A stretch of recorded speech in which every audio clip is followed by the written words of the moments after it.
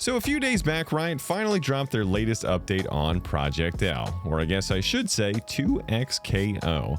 We're going to do a quick recap of the name, situation, and aftermath, but then also get into some other cool details and information that happened outside of the actual dev videos that you might have missed. But first, the elephant in the room, yes, projectl is now officially 2XKO, which has garnered a, shall we say, less than enthusiastic response from some. The internet has been having an absolute field day with it, from kind of meh sentiments to, of course, memes everywhere, and even full-on hatred of the name, with some people already petitioning to get it changed. Now, on the flip side, there have been a couple of other talking points, like Gerald from Core Gaming making an interesting note likening 2XKO's name to something like Capture the Flag, being a game literally named after its objective, and praising the boldness of not leaning more on the League of Legends IP to actually pick the title. Instead, it seems like they're trying to create their own standalone branding for Riot's fighting game. Another point I've seen thrown around is the idea that it's likely an homage to how the FGC usually refers to Versus games as their acronym shorthand. So Marvel vs. Capcom 3 is usually just called MVC3, and even Dragon Ball FighterZ is usually just referred to as DBFZ. So it's a cool nod if that's what the intent was for the hardcore scene. But hey, if the internet isn't loving it, it kinda is what it is at this point. So in the end, it's a shame that the name debacle is kind of overshadowing an otherwise great news update, but I guess we'll see how it turns out when we maybe get a little bit more used to it and see if it grows on us in the long run. But on to some details that came outside of the dev videos that you might have missed. As Tom promised in the video updates, it looks like the team is already out swinging more for 2024, having direct conversations about the game with the community while also answering questions and concerns that they might have. Here are some of the highlights that stood out to me, along with some other cool bits of information from around the FGC. Draggles, the editor-in-chief for 2XKO, confirmed that we will be hearing more from them in the coming weeks with some behind-the-scenes information on what the team has been cooking up. So for those of you who are already feeling that void of news, fear not, it seems like we're going to be getting some more very soon. Also keeping to their word of more playtests for the game, a group of prominent Japanese players and content creators, including but not limited to the likes of Daigo, Sako, and even good old Majin Obama, visited Riot to get some hands-on time with the game. So more playtests in person, and presumably Riot getting more feedback from important figures in the scene to polish this thing up even more. Speaking of content creators, Crofts and Diaphone were able to discuss more in detail their previous experience playtesting the game due to illaoi now being shown off and a bit more in the public eye.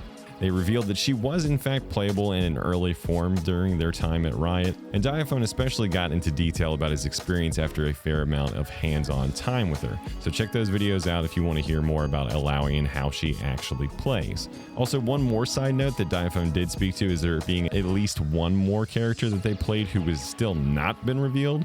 So that could mean another character will be shown off very soon, or even could be referring to them actually getting hands-on time with Jinx. Hard telling on that one, but hopefully we'll find out more soon. Next, back to Tom Cannon, this time responding to a comment poking fun at Wi-Fi users. He confirms that, quote, server-based rollback, baby, no need to fear the Wi-Fi warriors. Now, this maybe could have been intuited from one of the very first projectl dev videos, but this is a confirmation that there's no more need to skip the Wi-Fi matches like a lot of people do currently in fighting games. Each player will be connected to the game server, so if your connection is good, you're good. The Wi-Fi player will have their own separate connection to the server, so only their game will suffer if they have poor wireless performance. It's not like a lot of games now where you're going to be connected directly to each other peer-to-peer. You're each going to be separately on that server. Now again, this idea was talked about a while back, even breaking down that rage quitters would be detected in that same system.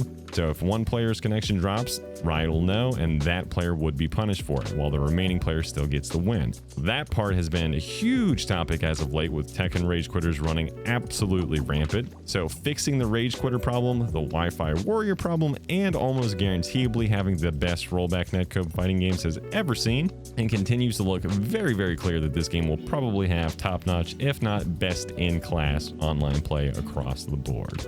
Moving on, there was also a few posts about Riot sending out these cool commemorative coins and recognitions to community members who have assisted with making the game or play testing it. Congrats to all those who got them, and it's always really cool to see the devs shouting out the community more and more like this.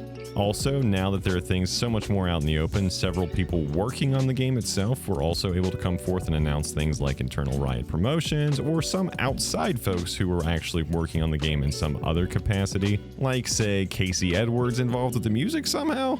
which as a huge Devil May Cry fan, knowing that the dude who composed Devil Trigger and Bury the Light is somehow also involved with 2XKO now, makes me even more excited to hear how the soundtrack turns out, and so far there's already been some really cool tracks, so can't wait to hear more of that. And finally, to cap things off, jumping onto 2XKO's newly updated website, we see the link to sign up for future playtests. And additionally, the official Twitter did post this playtest signups are still open, get your name on the list message, and it seems like to me that reads as if they're saying that they're probably not going to be open for too much longer.